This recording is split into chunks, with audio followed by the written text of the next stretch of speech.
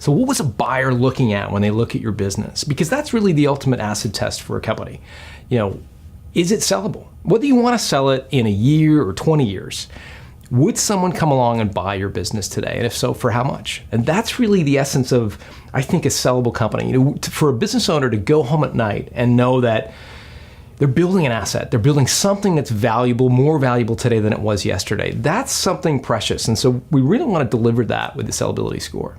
A business that's necessarily big doesn't really mean that it's sellable. Could be highly dependent on one customer, for example. Could be dependent on a couple of employees. And if that's the case, it's not really sellable. So our goal is to really help business owners understand what it takes to build a sellable company. The other side of that coin is if they do build a sellable company, they're going to face a mercenary buyer on the other side of the table. Maybe a private equity firm buyer, a strategic buyer who does this all day long. And they take a very clinical view of buying a company.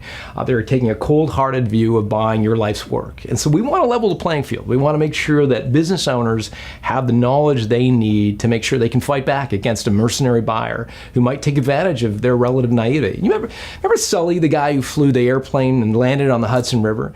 He never had a chance to rehearse.